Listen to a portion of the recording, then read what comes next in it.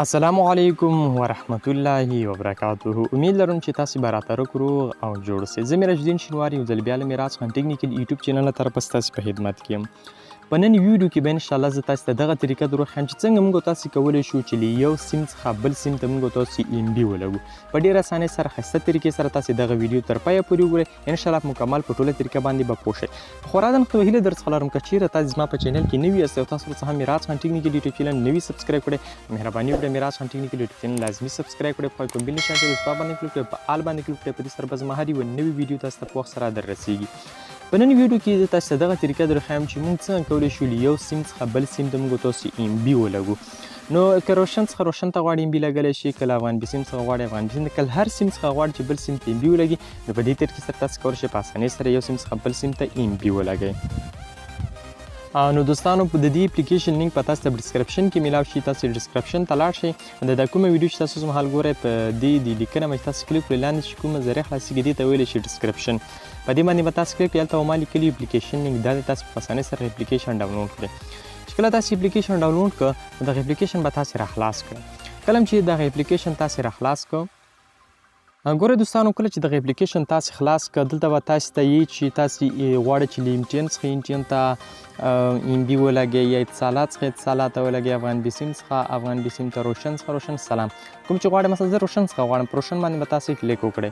صحیح ده. چې کله په دې باندې کلیک وکړو، دلته لیکلي دي چې دوستانو دلته به تاسو په دې ځای کې تاسو سره د انټرنیټ بکسې، غږیزې بکسې، هر څه تاسو ته ښیي. نو دلته به تاسو په دې ځای کې کلیک وکړئ. په دې سیټینګز اپشن چې تاسو ته ښکاري، په دې باندې به کلیک وکړئ. چې کله په دې باندې کلیک وکړو، دلته به تاسو ته راوځي په دې ځای کې د ایم بي. په دې ځای کې به تاسو په دې اپشن باندې به تاسو کلیک وکړئ.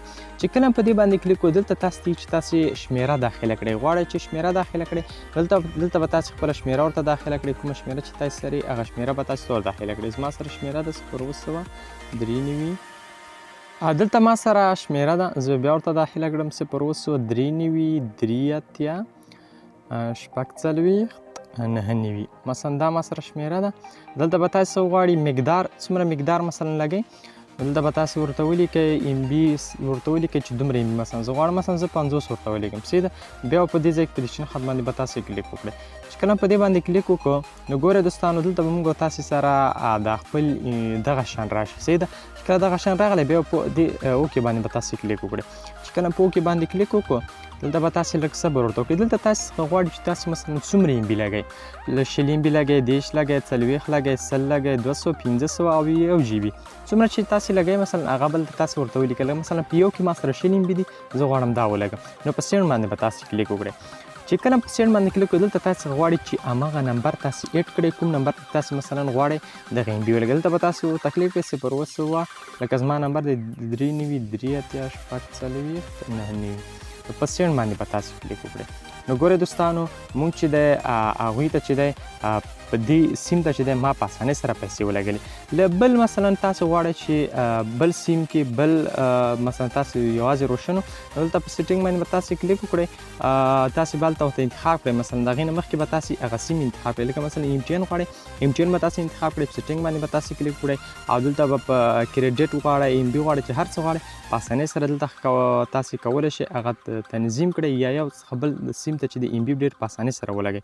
نو په دې هیله چې ویډیو مو راسره خوښ شوي، تر بیا چې زه میراج الدین شینواری په بله ویډیو کې راځم. په خدای مو سپارم.